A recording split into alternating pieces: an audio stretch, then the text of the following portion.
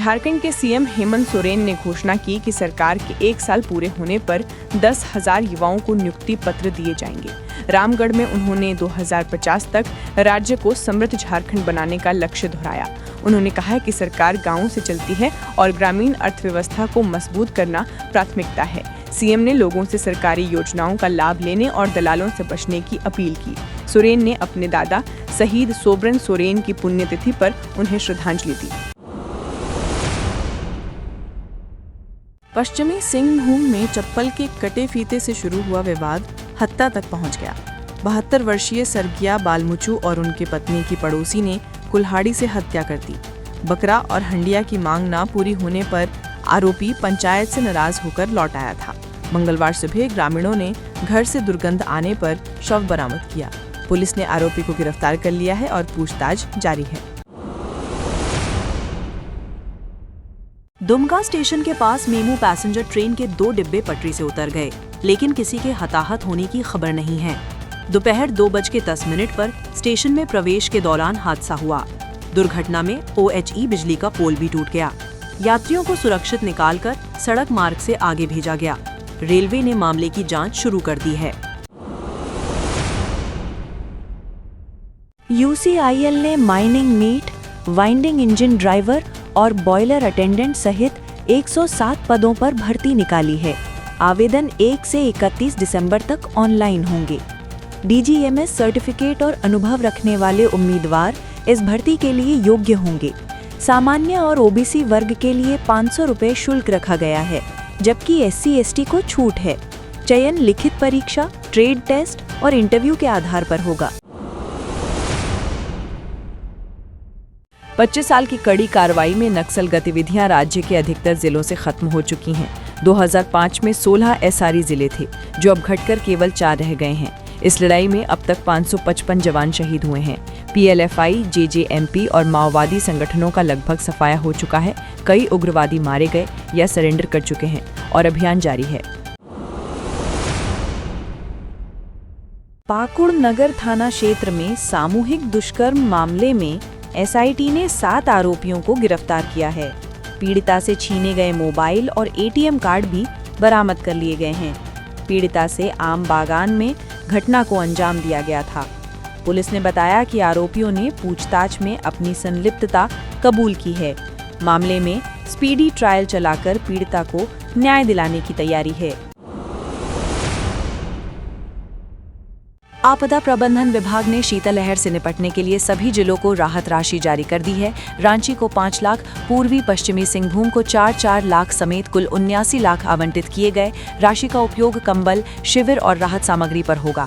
राशि वास्तविक खर्च के आधार पर ही दी जाएगी। AC बिल स्वीकार नहीं होंगे। सरकार ने कहा कि सर्दी से बचाव में किसी को परेशानी नहीं होने दी जाएगी। लालपुर थाना के सामने बैंक से पैसे लेकर आ रहे बुजुर्ग से बाइक सवार अपराधियों ने झपटमारी कर 1.13 लाख रुपए लूट लिए। घटना थाना के सामने हुई, लेकिन अपराधी कुछ ही सेकंड में फरार हो गए। CCTV फुटेज में दोनों अपराधी कैद हुए हैं और पुलिस उनकी पहचान पर काम कर रही है। पीड़ित पैसे पत्नी की आंख के इलाज के लिए निकाल कर लौट रहे थे। आधे घंटे पहले तक थाना क्षेत्र में चेकिंग चल रही थी। रातो रोड में स्कूटी बस चालक अचानक बेहोश हो गया, जिससे बस अनियंत्रित होकर पोल से भिड़ गई। बस की चपेट में कई दोपहिया वाहन क्षतिग्रस्त हुए। हादसे में कोई बच्चा घायल नहीं हुआ। सभी को सुरक्षित घर भेज दिया गया। स्थानीय लोगों ने बेहोश ड्राइवर को बस से उतारकर अस्पताल भेजा। पुलिस ड्राइवर की मेडिकल जांच करवाकर आगे की कार्रवाई कर रही है। छात्रवृत्ति में देरी के खिलाफ आज तो छात्र संघ ने मोरहाबादी से राजभवन तक कटोरा लेकर मार्च निकाला। ज्ञापन में 2024-25 की पोस्ट मैट्रिक छात्रवृत्ति तुरंत जारी करने की मांग की गई। दावा है कि 11.34 लाख में से केवल 7.45 लाख छात्रों को आंशिक भुगतान हुआ है। कई OBC छात्र एक भी किस्त न मिलने से फीस और किताबों का खर्च नहीं उठा पा रहे। संघ ने चेतावनी दी कि समय पर भुगतान न हुआ तो आंदोलन को और तेज किया जाएगा। खूंटी में शुक्रवार को अनक्लेम्ड डिपॉजिट और निष्क्रिय खातों के निस्तारण के लिए विशेष शिविर आयोजित होगा। जिले के 11 बैंकों के लगभग 60,000 खातों में 24 करोड़ रुपए वर्षों से बिना दावेदार के पड़े हैं। RBI और बैंक अधिकारी लोगों को अपने पुराने खाते, FD, PPF और जमा योजनाओं की राशि वापस पाने की प्रक्रिया बताएंगे। सबसे ज्यादा निष्क्रिय खाते SBI, ग्रामीण बैंक और BOI में पाए गए हैं। अधिकारियों ने लोगों से दस्तावेजों के साथ शिविर में पहुंचने की अपील की है। झारखंड हाईकोर्ट ने हाई स्कूल शिक्षक नियुक्ति परीक्षा 2016 मामले में 250 याचिकाओं पर सुनवाई पूरी कर दी। कोर्ट ने इन मामलों को मीना कुमारी केस के फैसले में शामिल मानते हुए निस्तारित कर दिया। इससे पहले कोर्ट ने 2034 रिक्त पदों को 6 महीने में भरने और योग्य अभ्यर्थियों को 8 सप्ताह में प्रतिवेदन देने का निर्देश दिया था। सरकार की ओर से पर्याप्त जवाब नहीं मिलने पर वन मैन कमीशन गठन की बात कही गई। नियुक्ति के 17,786 पदों में से अब तक सिर्फ 8,171 पद भरे गए हैं। गिरिडीह उत्पाद विभाग ने बंगाल से बिहार जा रहे एक ट्रक से 800 पेटी शराब बरामद की। शराब मेड इन चंडीगढ़ मार्ग वाली थी और इसे आलू की बोरियों के नीचे छिपाया गया था। विभाग ने एक स्कॉटिंग कार भी जब्त की और पंजाब हरियाणा के 4 तस्करों को गिरफ्तार किया। तस्कर कृषि उपज के नाम पर चेकिंग से बचने की कोशिश कर रहे थे। विभाग ने कहा कि अवैध शराब कारोबार पर लगातार सख्त कार्रवाई जारी रहेगी। JAAC के अनुसार मैट्रिक परीक्षा 3 से 17 फरवरी और इंटर परीक्षा 3 से 23 फरवरी तक चलेगी। मैट्रिक पहली पाली में और इंटर दूसरी पाली में ली जाएगी और छात्रों को 15 मिनट अतिरिक्त समय मिलेगा। एडमिट कार्ड 16 से 17 जनवरी से डाउनलोड किए जा सकेंगे। प्रायोगिक परीक्षाएं 24 फरवरी से 7 मार्च तक होंगी और मूल्यांकन अप्रैल तक पूरा करने का लक्ष्य है। संभावना है कि परिणाम अप्रैल के अंतिम सप्ताह में जारी किए जाएंगे। सोनाहातू के भकुवाड़ी मोड़ पर वीर बुली महतो की प्रतिमा का अनावरण उनके वंशजों और स्थानीय लोगों की मौजूदगी में किया गया। कार्यक्रम से पहले तिरंगा यात्रा निकाली गई और नाटिका व सांस्कृतिक प्रस्तुति की गई। पूर्व प्रत्याशी देवेंद्र नाथ महतो ने प्रशासन पर कार्यक्रम में बाधा डालने का आरोप लगाया। उन्होंने कहा कि स्वतंत्रता सेनानियों की विचारधारा अमर है और अन्याय के खिलाफ आंदोलन जारी रहेगा। बुल्ली महतो कोल व भूमिज विद्रोह के महत्वपूर्ण नेता थे और 1834 में काला पानी की सजा के दौरान उनकी मृत्यु हुई थी। अगर आपने हमारे चैनल को सब्सक्राइब नहीं किया है तो सब्सक्राइब करके हमें सपोर्ट करें और आप कहां से देख रहे हैं कमेंट में जरूर बताएं। रांची के दीपक कुमार ने IAS विनय चौबे और विनय सिंह पर आपराधिक साजिश, जालसाजी और कारोबार हड़पने का आरोप लगाते हुए FIR दर्ज कराई। आरोप है कि दोनों ने मिलकर उनकी कंपनी नेक्स्ट जेन सॉल्यूशंस पर कब्जा करने की योजना बनाई। फर्जी हस्ताक्षर, शेयर ट्रांसफर और बैंक लेन देन में हेरफेर जैसी गंभीर बातें सामने आई हैं। दीपक कुमार का दावा है कि 44 लाख रुपए जबरन निकालकर निजी खाते में जमा किए गए। पुलिस से पूरे मामले की स्वतंत्र जांच की मांग की गई है। अपर जिला एवं सत्र न्यायालय ने महिला की हत्या और दुष्कर्म मामले में आरोपी मोतीलाल मरांडी को आजीवन कारावास की सजा सुनाई। अदालत ने IPC धारा 201 के तहत 5 साल अतिरिक्त जेल और 1.5 लाख रुपए जुर्माना भी लगाया। 2020 में महिला की लाश नदी किनारे गले पर गहरे घाव के साथ मिली थी। जांच में पता चला कि आरोपी और एक नाबालिग ने दुष्कर्म के बाद धारदार हथियार से हत्या की थी। नाबालिग को पहले ही जुवेनाइल कोर्ट दोषी करार दे चुका है। स्टेट इलेक्शन कमीशन ने 2025-26 निकाय चुनाव के लिए नई गाइडलाइन जारी की है। 9 फरवरी 2013 के बाद तीसरी संतान होने पर उम्मीदवार चुनाव नहीं लड़ सकेगा। गोद लिए बच्चे और जुड़वा संतान भी कुल बच्चों में गिने जाएंगे। टैक्स बकाया वालों को भी चुनाव लड़ने की अनुमति नहीं होगी और 2024-25 तक का टैक्स क्लियर करना अनिवार्य है। गलत जानकारी देने पर नामांकन सीधे रद्द कर दिया जाएगा। हाईकोर्ट ने गंभीर टिप्पणी करते हुए कहा कि इतने संवेदनशील मामले में वरिष्ठ पुलिस अधिकारी की बजाय कनीय अधिकारी से शपथ पत्र दिलाना गलत है। अदालत ने अब DGP को व्यक्तिगत शपथ पत्र दाखिल करने का आदेश दिया। याचिका में आरोप है कि युवाओं को CRPS में नौकरी देने का झांसा देकर सरेंडर कराया गया। दावा है कि ये पूरा खेल वरिष्ठ अधिकारियों द्वारा पुरस्कार पाने और करोड़ों खर्च करने के लिए किया गया। कोर्ट ने केंद्र और राज्य सरकार से पूरी प्रक्रिया की वैधता स्पष्ट करने को कहा है।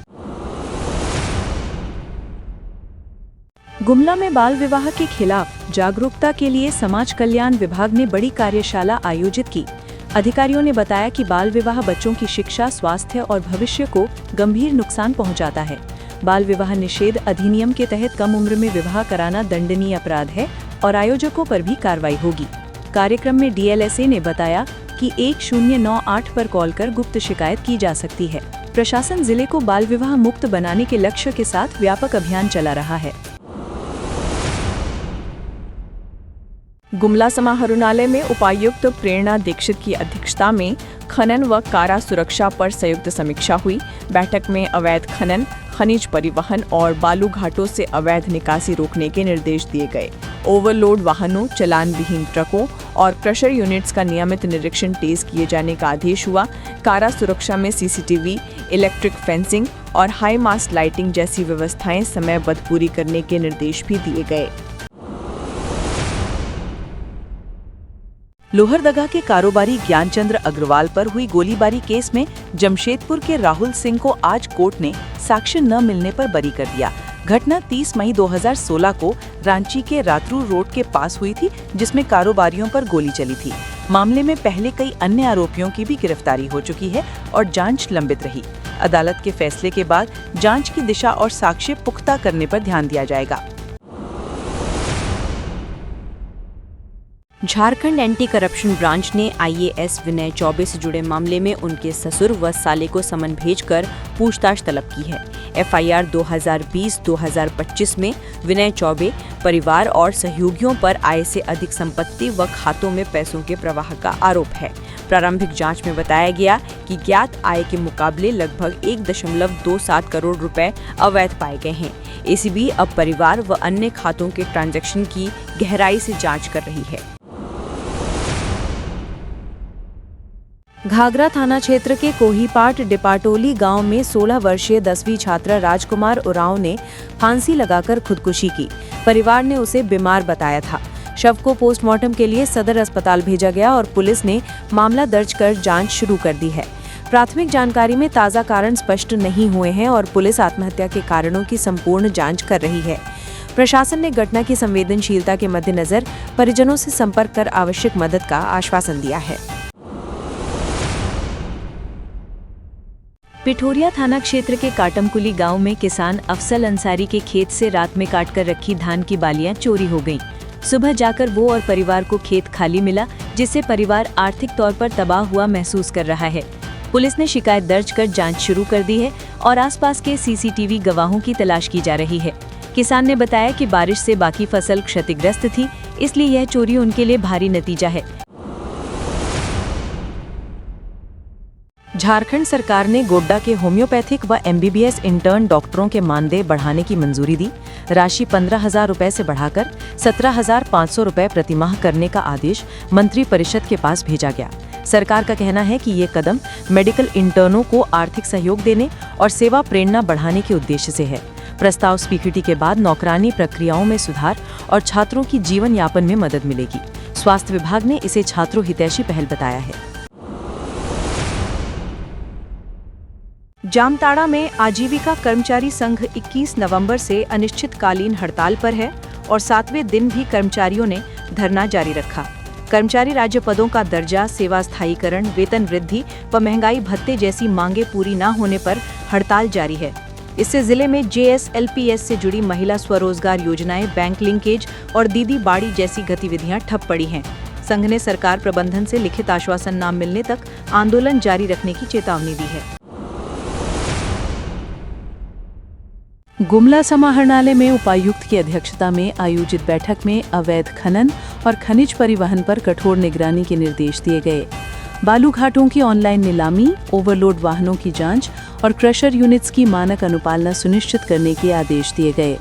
कारा सुरक्षा के लिए CCTV, इलेक्ट्रिक फेंसिंग और स्ट्रीट लाइटिंग जैसे बुनियादी कामों की समयबद्धता पर जोर रहा। अधिकारियों को शिकायतों का पारदर्शी निस्तारण और पर्यावरण की सुरक्षा सुनिश्चित करने के लिए कहा गया। आज सुछात्र संघ के छात्रवृत्ति मांग के जनाक्रोश मार्च के दौरान पुलिस ने मार्ग डाइवर्ट किया और फ्लाईओवर पास रोकने पर कुछ जगह तनातनी व झड़पें हुईं। हजारों छात्रों ने मोरहाबादी से राजभवन तक मार्च किया। छात्र नेता विरोध नारेबाजी और सड़क पर बैठकर लोकतांत्रिक दबाव बनाया। अंततः छात्र प्रतिनिधि मंडल ने राज्यपाल के नाम ज्ञापन राजभवन को सौंपा और ई-कल्याण पर लंबित आवेदनों की सार्वजनिक स्थिति तथा तत्काल भुगतान की मांग दोहराई। नेताओं ने चेतावनी दी कि मांगे ना मानी गई तो आंदोलन और तेज होगा। रांची के लतरातू डैम में 40 केज स्थापित कर केज कल्चर आधारित मत्स्य पालन औपचारिक रूप से शुरू किया गया। मंत्री शिल्पी नेहा तिर्की ने उद्घाटन किया।